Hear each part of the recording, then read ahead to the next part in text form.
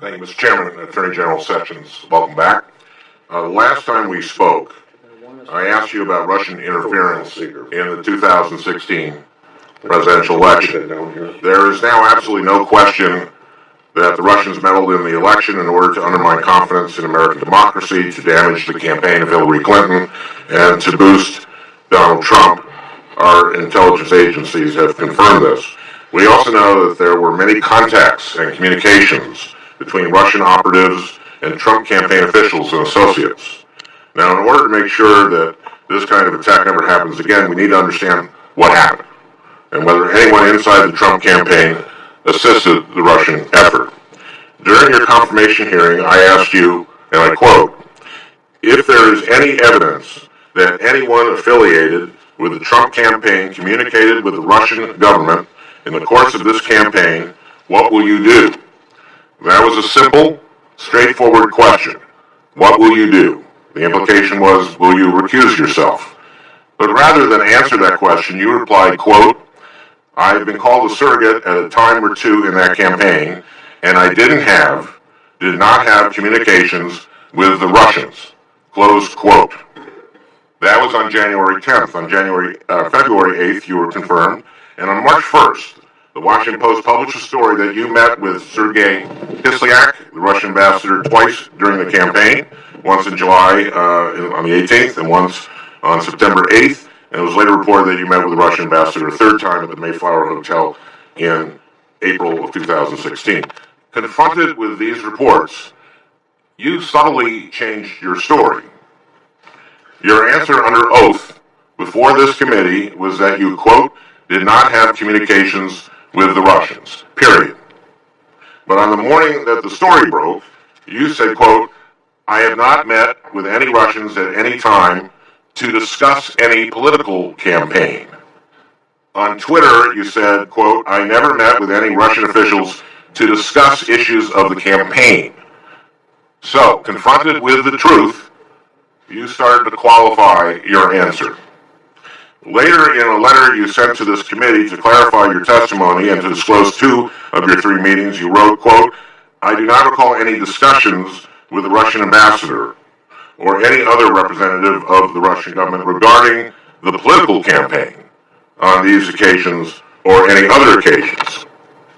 But this summer, the Washington Post reported that American intelligence agencies intercepted communications between the Russian ambassador and Moscow, in which he described 2 of his conversations with you. The April meeting at the Mayflower Hotel and the July meeting at the Republican National Convention. Citing both former and current U.S. officials, the intercepts reportedly indicate that you had, quote, substantive, unquote, discussions on policy matters important to Moscow. According to officials familiar with Russian intelligence reports, the ambassador was well known for accurately relaying his interactions with U.S. officials back to the Kremlin. Attorney General Sessions, in response to this report, the Justice Department declined to comment on the veracity of the intelligence intercepts, but DOJ did assert that you did, quote, not discuss interference in the election, which is also how you describe your communications to the Senate Intelligence Committee. So again, the goalpost has been moved.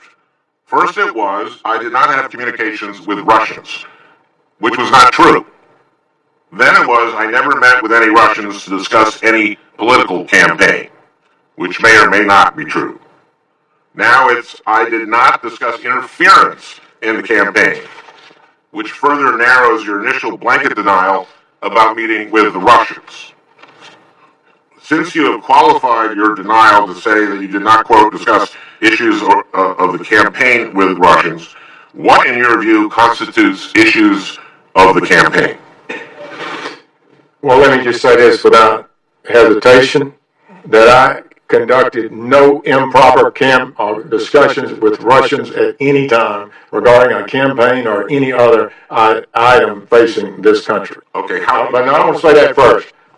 And that's been the suggestion that you've raised and others, that was somehow we had conversations that were improper. Yes, that. No, you had a long time, Senator Franken. I'd like to respond. I think I have note that Senator Cruz went 2 minutes over, so I don't want, they're going to cut me off, and so I want to ask you some questions. Mr. Chairman, I don't have to sit in here and listen to his You're the one who charges testified. without having a chance to respond. Give me a break. Okay, thank you. Go ahead. Take whatever. It was not a simple question, Senator Franken. I'm sorry? It was not a simple question. The lead into your question was very, very troubling. And I answered to you in a way that I felt was responsive to what you raised in your question. Let me read it to you. You said, CNN has just published a story, meaning that day, while we were in the hearing, that none of us had heard about. Keep reading. And I'm telling you this about this news story that's just been published. I'm not expecting you to know whether or not it's true, but CNN just published a story alleging that the intelligence community, that's of the United States of America, provided documents to the president-elect last week that included information that, quote, Russian operatives claim to have compromising personal and financial information about Mr. Trump. You went on to say these documents also allegedly say, quote, there was a continuing exchange of information during the campaign between Trump's surrogates and intermediaries for the Russian government. Now, again, I'm telling you this as it's coming out, so you know, but if it's true, it's obviously extremely serious, and if there's any evidence that anyone affiliated with the Trump campaign communicated with the Russian government in the course of this campaign, what will you do? So taken aback by this dramatic statement that I've never heard before and knew nothing about, I responded this way. Senator Franken, I'm not aware of those activities.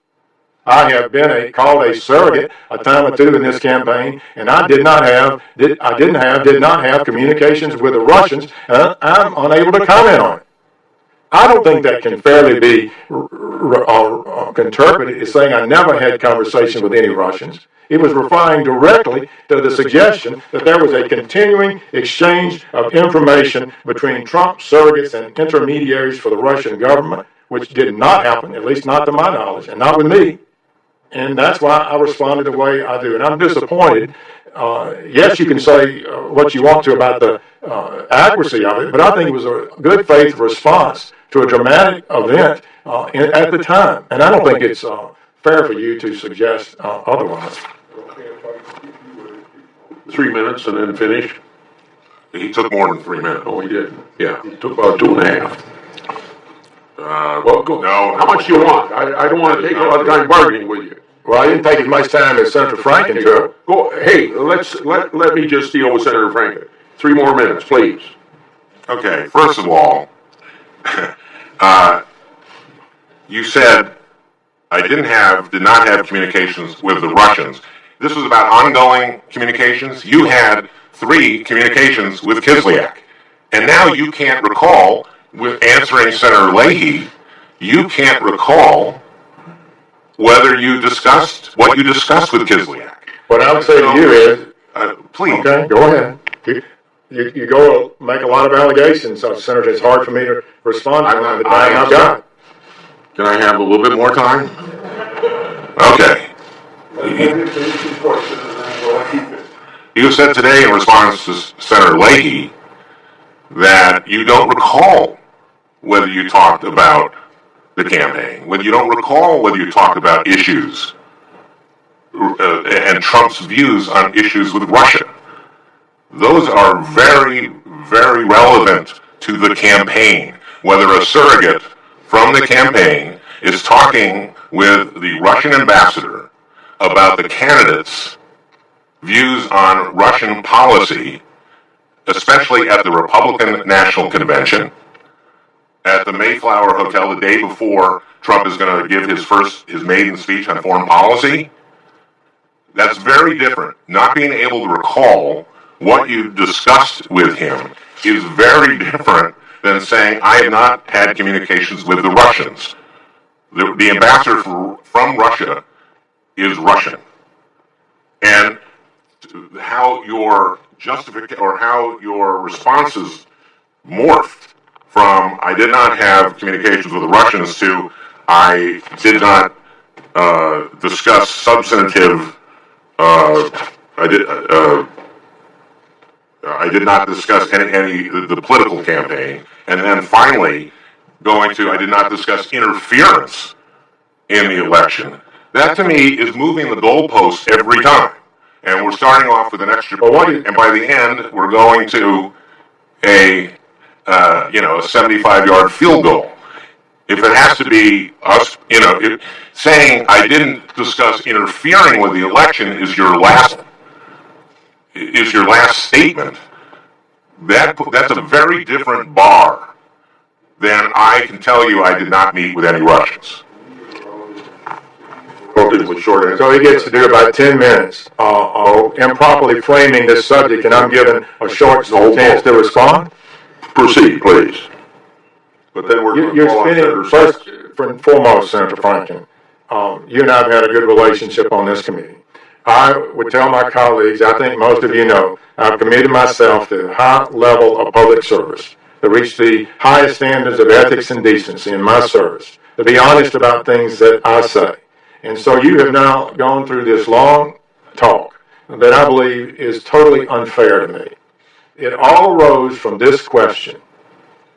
When you was charged that these documents allegedly say, quote, there was a continuing exchange of information during the campaign between Trump's surrogates, as if all of them, Trump's surrogates, and intermediaries for the Russian government. Isn't that what you said? You're shaking your head. No, Trump's surrogates. It said Trump's surrogates. It didn't say some of. It said his surrogates. And I felt a need to respond. And I responded on the spot. We've been 6 hours in the hearing, the end of the day, and I said, I'm not aware of those activities. And I wasn't, and am not. I don't believe they occurred. And I said, I have been called a surrogate a time or two in that campaign, and I did not have communications with the Russians. I'm unable to comment on it. I was talking about it as a surrogate in the campaign. I didn't have a continuing exchange of information. So now everything else, so now you take that and say, if I ever met with a Russian, I've not been candid with the committee, and I reject that.